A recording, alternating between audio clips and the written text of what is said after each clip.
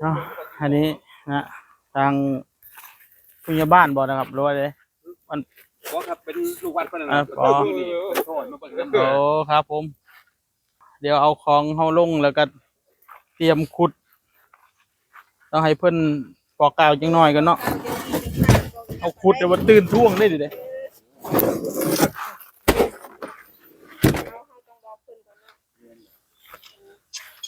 พระอาจารย์เป็นไปนิมนต์ทางใดล่ะเพิ่นไปงานตาเพิ่นเสียโอ้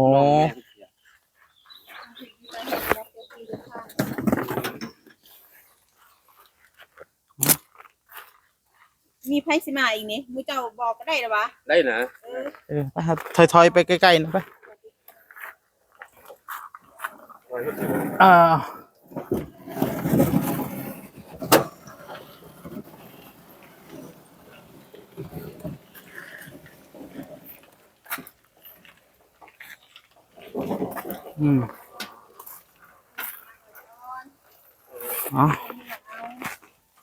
อามาบ่หมด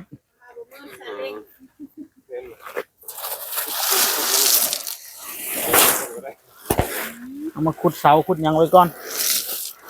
ขุดเสาแล้วก็วางแผ่นเพจก่อนว่าเสาเหล็กได้เอาเสาเหล็กต้องวางแผ่นเพจก่อนเอาเล็กมาเลยมันก็จะเอาเนี่ยนะโอ้นี่ว่ามันเล็กเพื่อนมโนบริสัง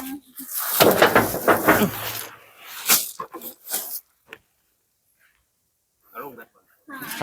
ครับ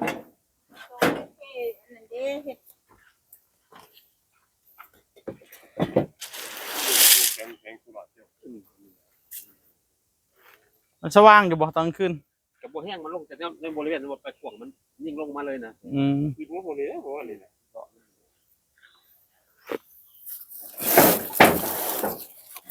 มั่งเลยต่อเลยตัวว่างนี่ก่อนที่เอากระมังมากบไว้ฝนตก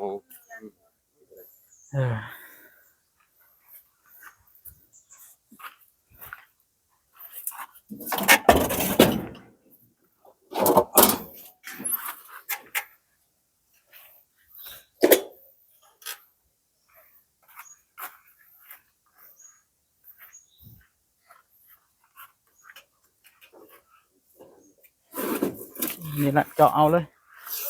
จะไม่ต้องขุดยากเจาะเลยเนาะ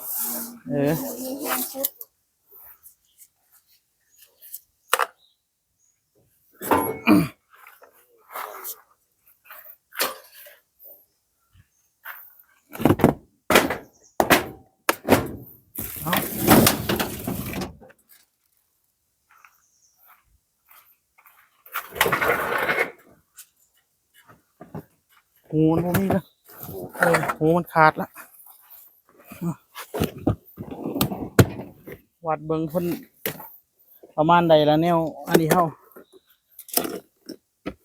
ให้ใช้ค่ามันล้นไว้พุ่นบ่เขาประมาณ2 เมตรได้อยู่บ่เดี๋ยววัดเบิ่งก่อนว่ามันสิซำใด2 เมตรเสาจักเสานี่แหละใช้ข้าวบ่ได้ก็มาก็ได้จะเอาบ่ได้ลองจับมึงดูโอ้อันนี้กับเสาเล็กคือกันเนาะตัวนี้กันเนาะโอ้นี่เนาะ2 เมตรเนาะนี่ใช้ค่ามันกันเลยมาพี่เนาะ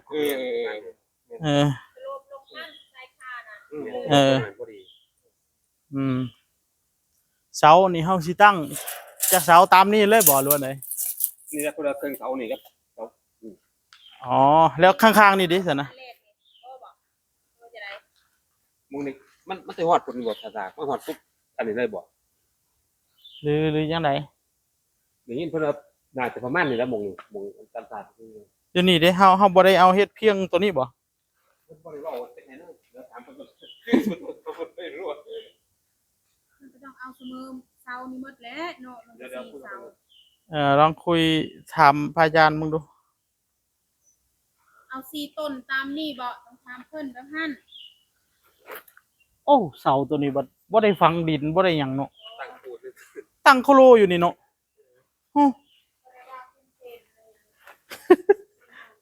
โอ้เอาตั้งเลยเอาปูนเทเลยตัวนี้เนาะอาจ ารย์ครับเป็นจอในต้นครับ สี่ทำนี้แล้วก็ เป็นจอเสาในต้นครับเมียนครับที่ว่าเขาเม็ดอันนี้ เอาตามเสานี่เลยบอกทำเป็นแบบ เวลาเปิดเดซี่เสมอเลยได้อยู่อาจารย์มันเมียนครับเอาสองบ่อาจารย์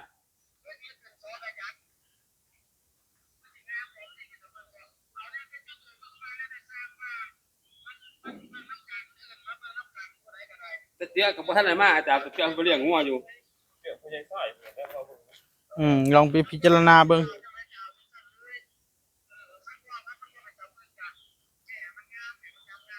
ดูว่าเอาสองเสามองเท่าเนี้ยมือเท่าเนี่ยอาจารย์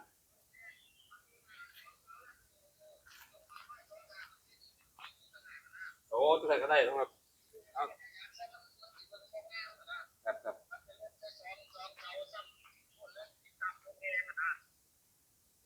เอาแต่มองมันสูงเนาะอาจารย์เนาะมอง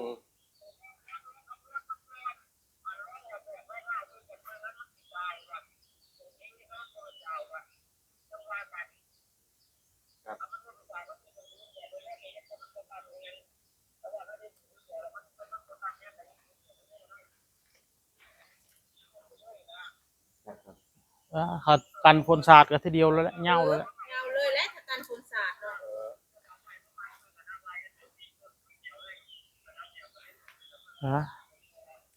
ครับแล้วต้องลงไปเพิ่นเจาะ4 ต้นแล้วเนาะอาจารย์ลงมันน่าจะ4 ต้นน่ะมันจังเลยเสร็จแล้ว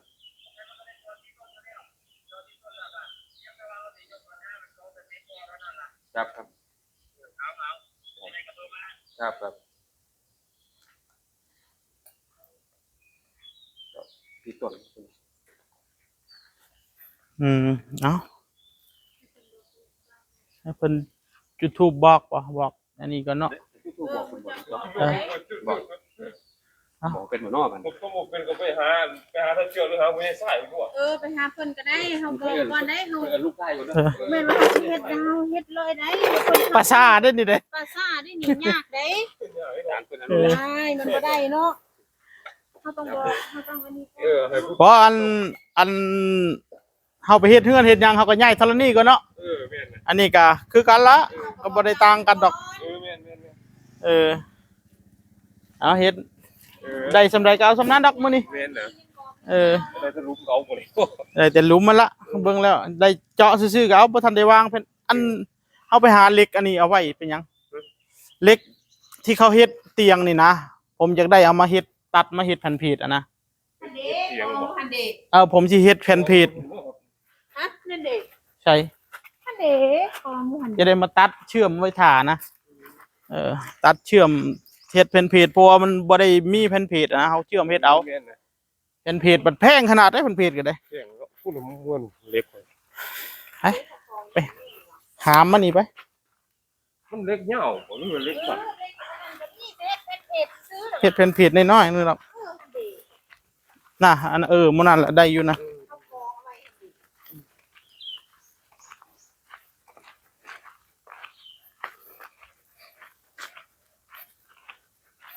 เอามาเชื่อมประกบกันแล้วก็เป็นแผ่นเพจอะไรตั้งเสาเขาก็เอาเหล็กเส้น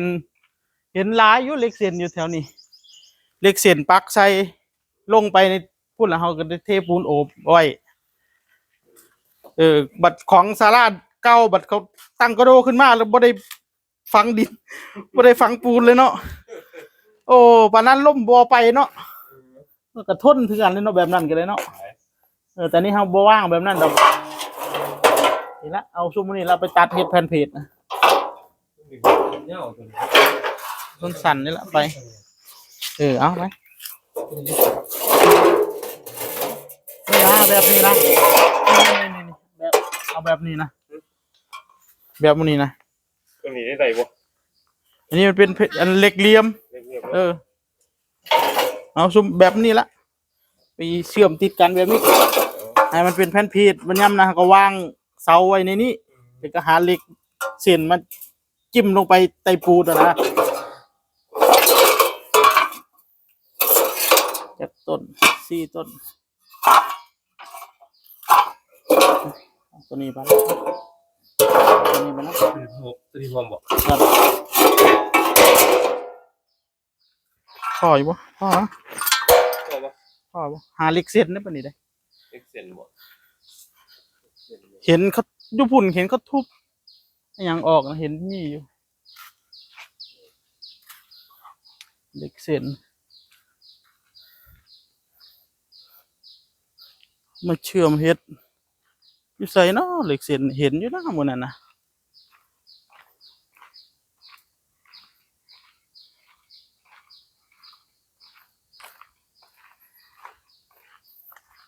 ตอนแรกไปแล้วเนาะพระอาจารย์มาเนาะ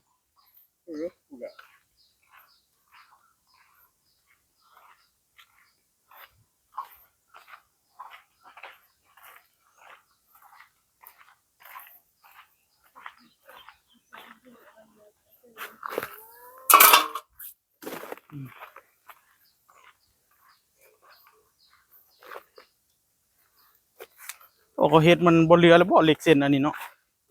นี่นะเหล็กเส้นชั่วโมงนี้นะ โอ้ยตักแต่ไรจะได้ไหน นี่นะ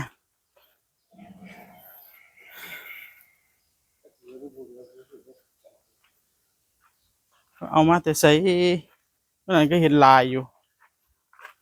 พุ่นบ่ไปหื้อเอาพุ่นบ่นี่ดิจังน้อยอยู่น้อยเดียวมีอยู่ซ้ำนี่นึงอันนั้นบ่เอาตัวนั้นแหล้วเนาะมาตัดเนาะ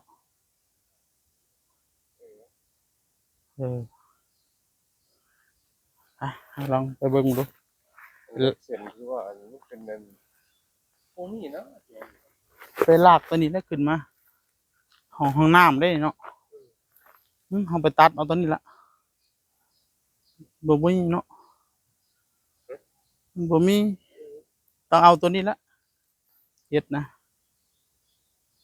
ไปลากขึ้นมาไว้พุ่นละไปตัด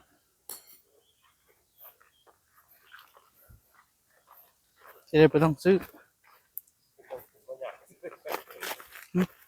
มันติดบอกเขาบ่แม่นเขาทุบออกเบิดแล้วบ่นี่